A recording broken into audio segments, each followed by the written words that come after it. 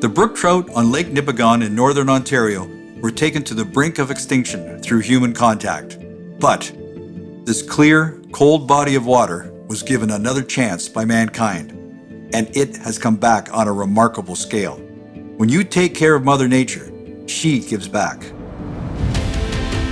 Lake Nipigon is the home of world-class trophy brook trout, and believe me, coming here is one epic adventure.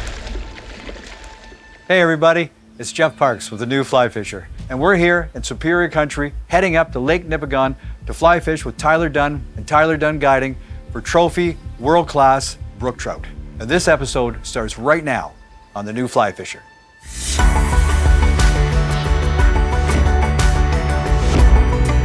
Ooh, that's a nice sized fish. Absolutely fantastic. Good fish.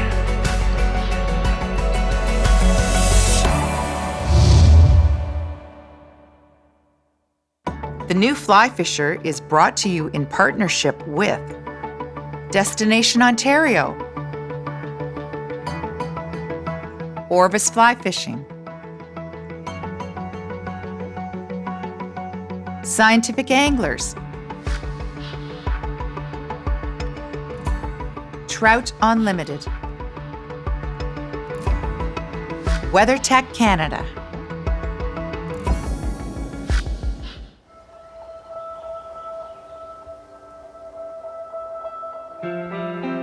Driving up to the Nipigon region alongside the shores of Lake Superior are both exciting and peaceful at the same time.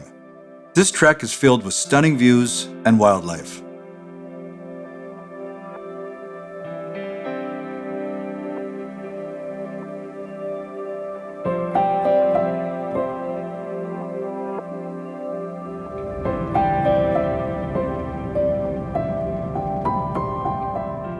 The Quebec Lodge in Red Rock was our home base for our trip, and the hospitality was as good as it gets.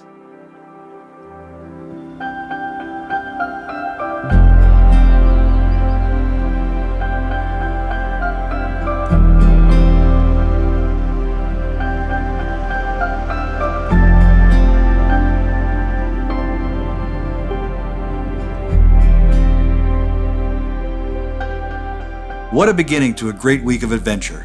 My first impression of our guide this week, Tyler Dunn, is that this fellow means business. He is focused and yet full of fun and just a delight to be on the boat with. Needless to say, I was excited to start our day. And this is a barbless, Single barbless, yeah. Okay.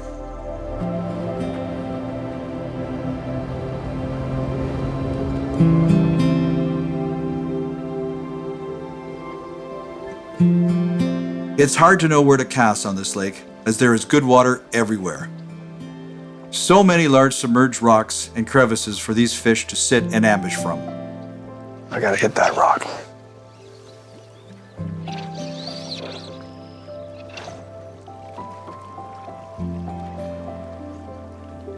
Stung him. Get a cast right back in there, sometimes I'll hit it again. Yeah. That's a brookie.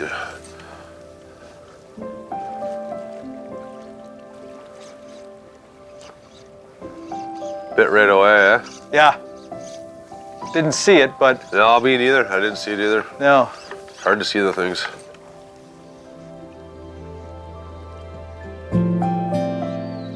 We decided to take a break from the boat and hop on shore where we hit our first hookup.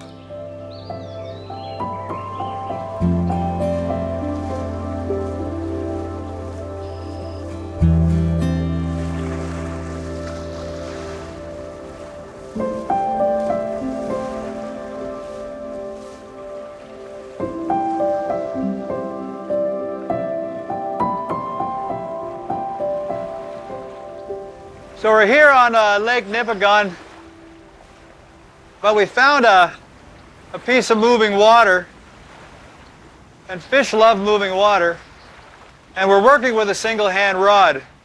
We got quite a lot of turbulence here in front of us, but when you're working with these single hand rod and you're swinging with a single hand rod, what you'd like to do is your setup needs to be with a very straight arm and your rod tip down like this, just like this. Because what you can do, if you get a hit in this water, you can extend your arm up and you're going to get a better hook set compared to if you have your arm here and you're fishing here.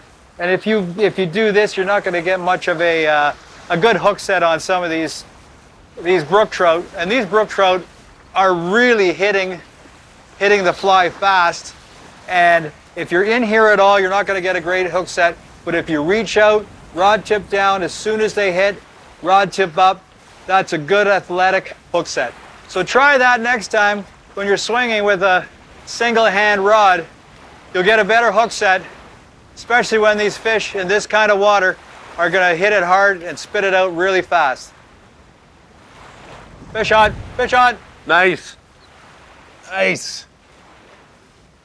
Beauty. These Lake Nipigon brook trout are full of power. You cannot hurry these fish to the net. Keep a good bend in the rod and have a very soft reel hand, as these brookies will test your drag system. Whoa, that didn't take long. Now we just got to bring them back. Now we got to get her in, yeah. Yeah, no kidding. So we just stopped off from a little bit of a break from the boat. We've had a couple hits and took one cast with the white muddler, and that was a beautiful hit. But we're in some moving water. See the least. And you know what they say, moving water always holds fish. Here it comes. Oh, there it goes. Nice. Nice, brookie. There he is, buddy. Let's see if I can bring him in a little bit. Nice. Nice. Awesome, buddy. Right on, pal. Nice fish, Jeff.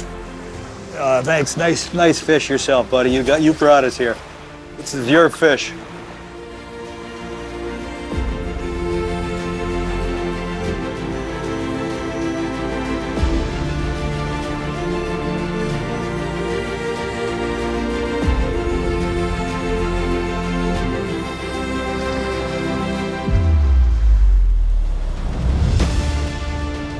Feeling pretty proud and relieved with our first fish in the net, we hopped back on board and moved to another location.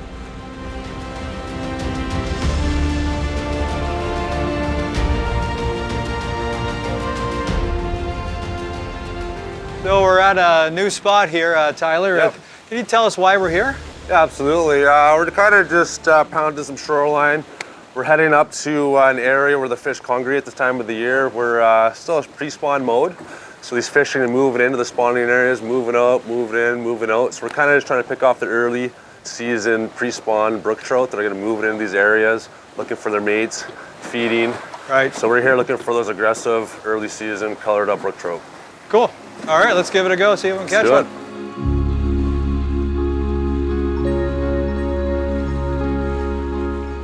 This is just good stuff right here. Yeah, it is.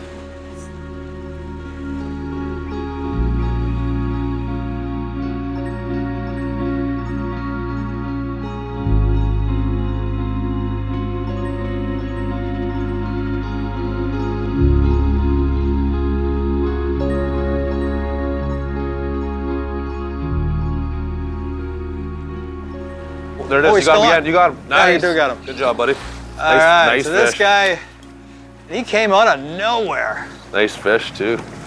Oh, and that was just sitting. There was a big rock there, and I was hoping that there might be something there. It's when you're fishing for these things, you almost feel like you're fishing the same water for smallmouth bass. Let's see if I can bring them in, and then so it's to be a quicker hookup for you, buddy. See if I can get them to the surface. There we are. Awesome. Exactly the spot I was talking about. Wow, I thought I lost them.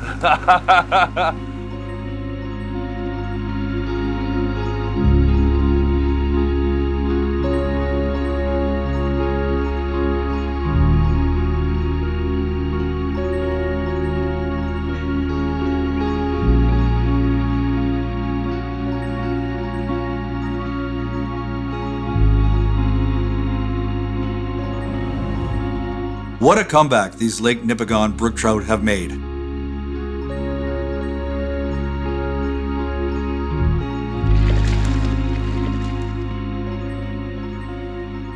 So this is the fly that we got the last 3 fish on.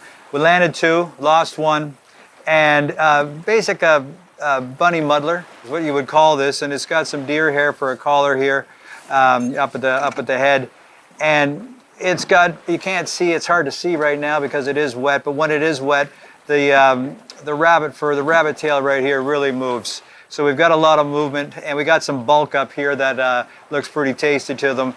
And we've got some rubber legs for more movement, but we've also got a nice pink hot spot right here to grab their attention. That really seemed to have done it today because they've been tough for us.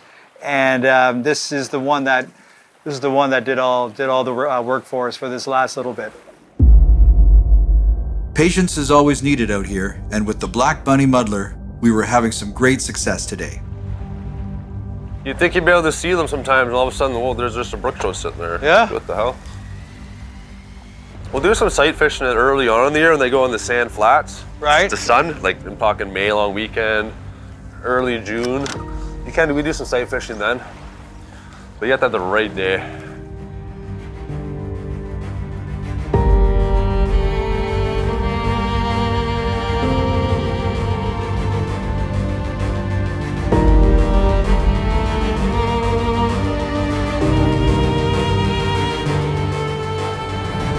Nice, beauty.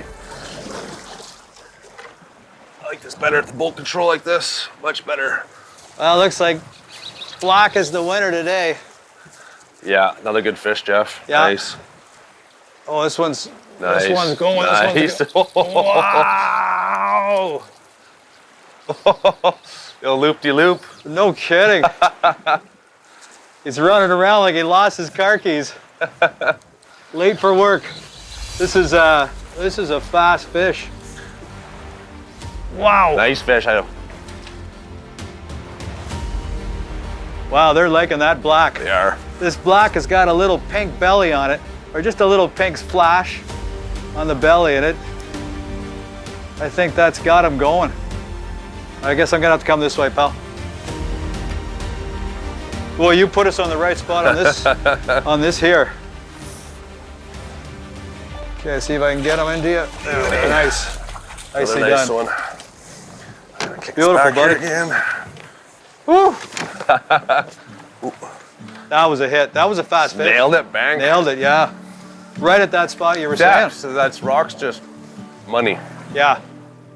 That is a beautiful brook trout. Loving every minute of this. What a day. I was looking forward to a relaxing recharge back at the Quebec Lodge tonight. Nothing better than a comfy setting with great food and fun, fishy chatter.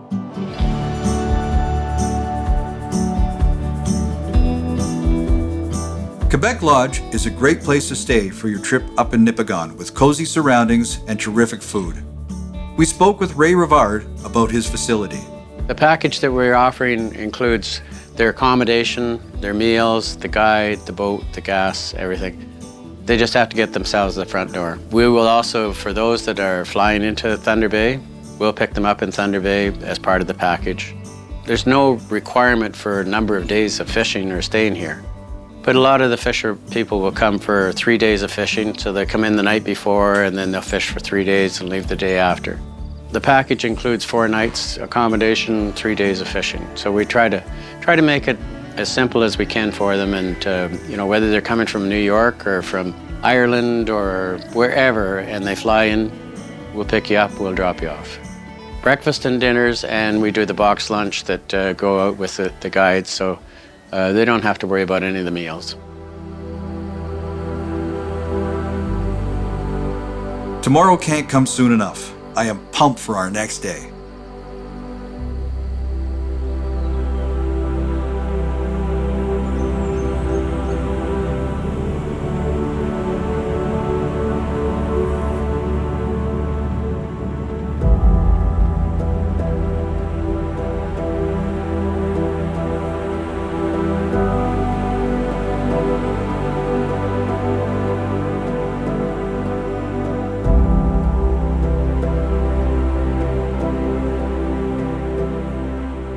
Seeing how incredible this fishery is here, I feel like I've been sent back in a time machine where this region had produced a world record brook trout in 1915. But this system had become overfished, and I reflected on a conversation I had had with longtime resident and guide Gord Ellis. When I started fishing here, like in the early 80s, the fishing stunk. It was really, really bad. There was very few brook trout. It was a 5-fish limit then. There was all sorts of problems with the dams. The water was going up and down. The eggs were drying out in the reds because the water was getting too low. Catch and release absolutely is the way to go if you want to rehabilitate a fishery and build it up to be as good as it can be. Lake Nipigon and the Nipigon system is the home of the world record. It's some of the most beautiful water, trout water you'll ever see, and it also is probably your best chance to catch a personal best, especially reasonably accessibly. You don't have to get on a full plane to get here. You can drive. From that point of view, I think probably your best place to catch a great brook trout. With all the efforts that have gone into improving this fishery, along with the looming climate change and rising water temperatures, I was feeling quite emotional knowing that this Nipigon system is still hanging on, growing and thriving. When humans group together in a positive way, we can make changes.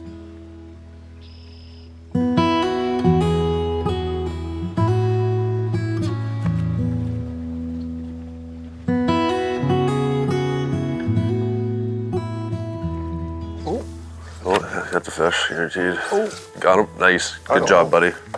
Nice job. Nice brook trout. Yeah, I was just gonna say, maybe it's time to switch back to a sculpin. And we ended up connecting with the old feared and dreaded, one of the best flies, clouser. There it goes. I think this fellow just realized he was hooked. And he came out just out of a little rock there. Oh yeah. He didn't like that net. Smaller guy, but he's got lots of vim and vigor. Wow. This guy's really giving it. All right, we're almost there for the net, buddy. Maybe, or maybe not.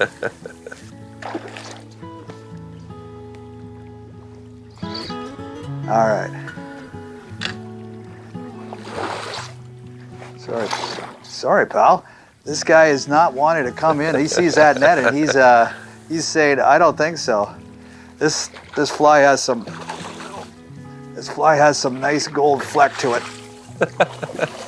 There we go. Got him. Nicely done. Boy, he was not coming in. No. This fella here, he hit 3 times before he actually committed. Felt like it felt a little bit of a ting on the line, and then another one, and then all of a sudden, wham. And that's a beautiful fish right there. And he didn't run, but did he pull? He had about 6 pulls when he saw the net.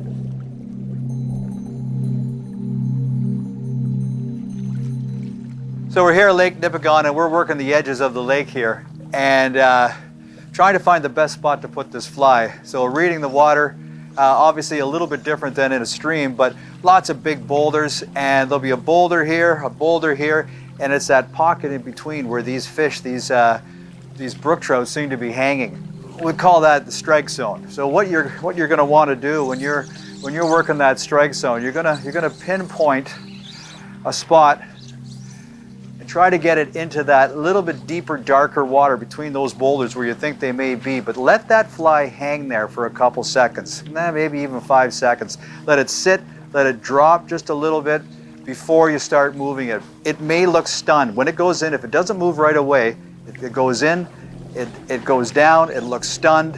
That's easy prey for these things. And then give it a couple twitches, but try to keep it into that strike zone as long as you can.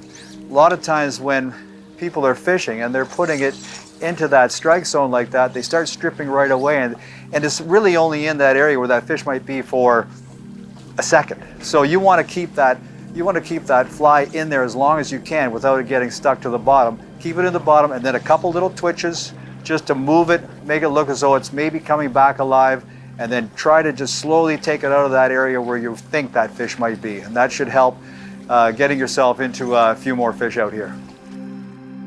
The knowledge of this lake our guide Tyler has is second to none. He knows where these brook trout feed. I asked Tyler about his guiding business. I'm up in the Nipigon area a few times of the year. In the springtime, we're doing pike and brook trout. And then for the rest of the year, we're doing mostly brook trout and lake trout, as we're doing now here in August. And then I'm back up here usually mid-September for some lake trout. Not only does this area have great fishing, all kinds of wildlife. You have the black bears, lots of moose, there's woodland caribou on the lake, pelicans on the lake, all kinds of different rivers off Superior you can fish or hike, countless inland lakes. Then you have all the provincial parks. Guide season usually starts in June up here on Lake Nipigon. We're targeting trophy northern pike to begin the season. Then we mix in brook trout for the remainder of the year, July, August, September, and into September for the lake trout.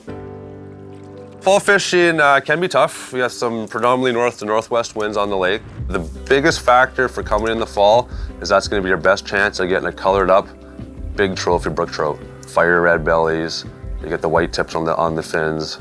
If guys want to come catch a big, beautiful brook trout, I highly recommend early September. Typically, my trips do book up very quick on Lake Nipigon. I highly recommend anybody wanting to come up here with me to contact me about a year ahead of time, at least 6 months, but I highly recommend a good year ahead of time to book the date that you're looking to book. This is one of the most beautiful parts of Ontario that I feel like everybody should visit one time in their life. Whether they travel Highway 17 or Highway 11 to get here, you won't be disappointed. With Tyler's expertise, he led us again to a very productive fishy spot.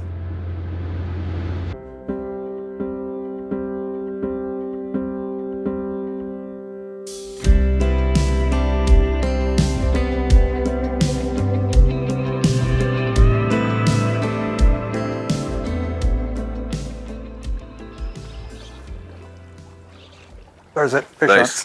Good job. Good job, Jeff. on. Don't know. Yeah, that's a nice fish. That's beauty. Beauty. This has been a interesting little spot. I've had quite a few hits just in this one spot, and I just said to Ryan that this is a real fishy spot. Then again, I felt a little tick on the fly. This one's all colored up, and I kept that. When it happened the third time, I basically thought I had bottom. Or I was ticking Beautiful. bottom. This is a beautiful fish. What a fish, wow. man. Now those are some spots and some colors on this fella. Holy moly. He's gonna see Doesn't that. like me. He saw that net again. Beauty. I did see something come out of his, White, see that? some white come out of his mouth. Smelt. But to the net. Ooh, look at and that. just popped out. Barbless. Wow, that's that same fly. That clouser for the win today. This has been a beauty. Okay, let's take a look at this fish. This fish is just full of colors. This is probably the most colorful fish that we've caught in the last couple days. Let's just take a look at this. Wow, take a look at that fish. Look at the colors on that belly right there. That is unbelievable. The back, it's a thick fish. Colors, that black mouth. So this has been the happy fly today. We've had a lot of movement on this this clouser here, and just some great flash to it. Really cool orange body, kind of a smelt top to it. Gold eyes, not much to it, but they're honed in on this color today. This is awesome. So just another chat about casting with the wind, against the wind, wherever there's wind. It doesn't matter where you go, there's always wind. And we got the wind blowing at me right here. So a right-handed cast, when I start casting like this, it's obviously going to start to blow that fly into the back of my head potentially. So a lot of times what we can do is we can do a backhand cast and have the wind blow it this way away from us. However, if you can't do that because we're in a boat right now and I don't want to hook onto my guide Tyler here. So what you want to do, if you have to have the wind on your right hand side if you're a right hand caster, vice versa if you're left, but really go sidearm. Trying to keep that wind and that fly away from your body. Because remember, the fly follows the rod tip. So if you can keep the rod tip a little bit farther away from your body, so rather than being upright like this and casting it more like that, you want to have your rod tip more sidearm and pointing it out away from you to really keep that fly away from your body. And that'll help when you're casting into a wind like this when you can't go backhand. Today was a day to remember. 2 beautiful brook trout to the net with 2 other missed fish. Our last day is tomorrow, and I'm still dreaming there is a world record brook trout with my name on it lurking in this cold, clear, beautiful body of water.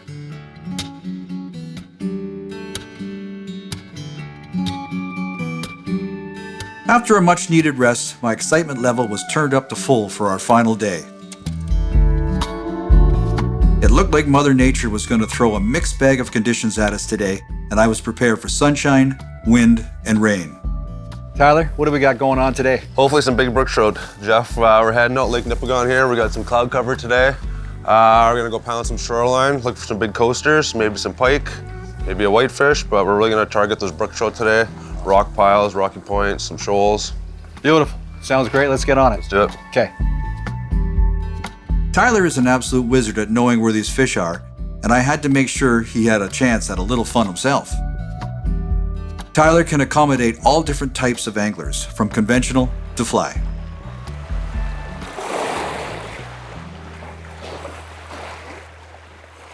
Fish, fish. Feels like a nice one.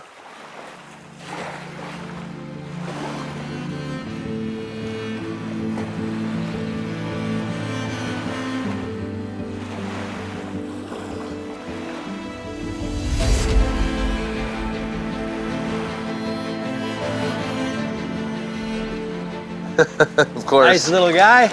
Yeah. Nicely done. Yeah. Just swinging? Just swinging. Yeah. Yeah. Awesome catch, Tyler. Thanks, man. Yeah, we've been catching a lot of big ones. I'm not saying yours was a little bit smaller, but talk to me about the size and how good is it to see that? Oh, it's great to see that. Of course, we want to see big fish only some days, but right. That's not the case in reality. But Lake Nipigon standard trophy size is about 22 inches. The average fish in this lake is about 18 to 20 inches, I would say. Got it. So we're getting a lot of fish over the 22 the last couple days. But this fish we just caught here is probably under the 20-inch mark, which is on the smaller side of the lake. But it's always good to see different sizes, different year classes. It's a healthy fishery. Yeah, healthy. Smaller fish means they're growing in numbers. Absolutely. Awesome. Let's do it again. Let's do it, man.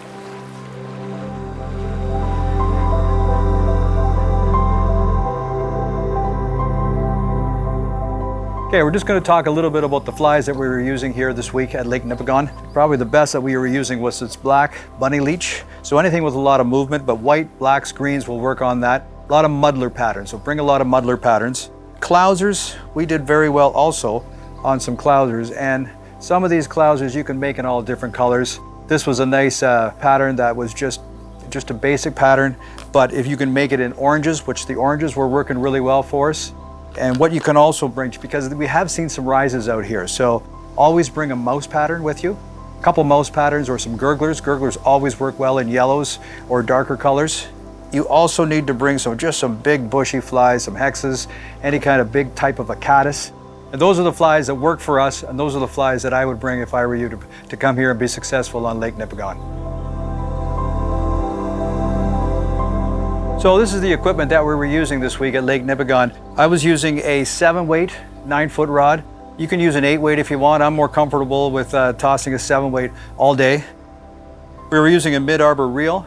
You want to have a mid-arbor. You want to have a mid-arbor more so than a small arbor. These fish are not going to run that much, but they're going to bulldog it down, and you need to, each turn, you need to pull in quite a bit of line for them. The line that we were using is intermediate sinking line, and that seemed to really work well. These waters right now they're pretty high, but even when it's a little bit lower, you should have an intermediate sinking line, but also have another reel with you that has a floating line on it in case you need to change it up into some shallower bays, and also if you're wanting to put on some of the gurglers or some of the mouse patterns or any dry fly. You want to have something that you can just switch right away, and that's what we were using to be successful out here this week. What a difference a day makes. Our trip here had been very successful with our hookup to net ratio, but it was like the fish gods were against us today. Awesome. Ah, he's gone. Oh, We had sunshine, clouds, and rain. I think it's a brook trout, where it's active. We were getting a suntan and wet at the same time, but the net was staying dry.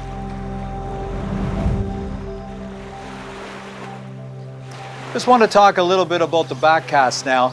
I find a lot of people struggle with the back cast, and it's because they try to force it. And it's the same cast as they're always doing as they're going back and forth, but when you're doing a back cast, I like to do something called the oops cast. And the oops cast basically is when you go forward with your cast, and as you're going back, and just before you start going to your forward cast, just almost say to yourself, oops, and let go. And I'll just show that here. So I'm going to start my cast off, back and forth, and then here. So there and oops, and I let that go. So you're not really forcing it. It's the same amount of energy as if you're going to go forward, but just before you start going forward, just let go, and you've already created momentum with that fly line. And therefore, that fly that's going to follow that rod tip is just going to travel that way, and you're going to have a very, very easy back cast. Try that, and that may help if you're struggling with the back cast.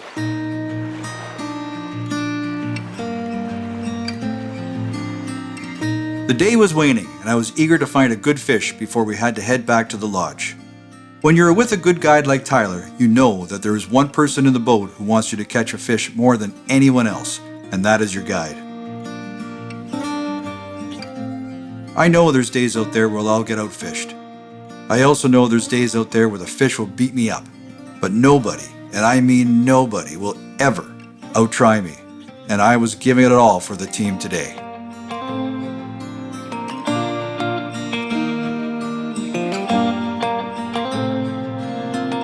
Fish on. Oh, that was a nice hit. You had that fly going really slow. beauty. Really slow, just in amongst a little bit of a crevice. And it just came out of nowhere, and that's a nice fish. That is, man. Wow, that's a thick fish. Again, that was on that clouser.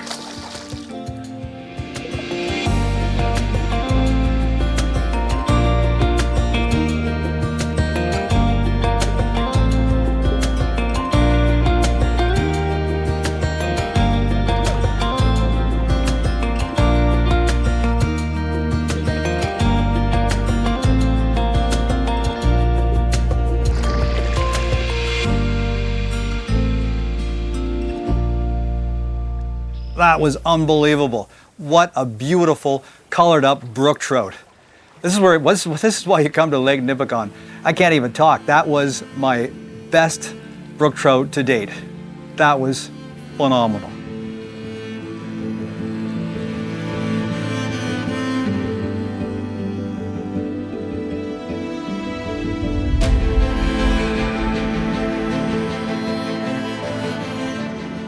Lake Nipigon was a body of water that was neglected, mistreated, and overfished for many years. The results were disastrous. My hat is off to the dedicated, hardworking people who raised this region from the brink of extinction. Our successful fly fishing trip this week certainly demonstrated that if we give Mother Nature a nudge, she will give back twofold. It's nice to know that if we keep positive processes in place, not only will we be able to enjoy Lake Nipigon, so will future generations. And that makes it all worthwhile. Well, that's it for us this week. What a great time we've had. I have to give big thanks out to Tyler here from Tyler Dunn Guiding. You are an absolute wizard, man. Anytime, buddy. You know, that was fantastic. The fish we got this week are so memorable in my mind. I have to thank Quebec Lodge also and the fantastic staff there for some great accommodations and some fantastic food. What a place to stay when you're fishing here at Lake Nipigon. For more information on this show and other shows like this, please visit us at the web at www.thenewflyfisher.com. And until then, keep fishing. The New Fly Fisher is brought to you in partnership with Destination Ontario, Orvis Fly Fishing, Scientific Anglers, Trout Unlimited, WeatherTech Canada,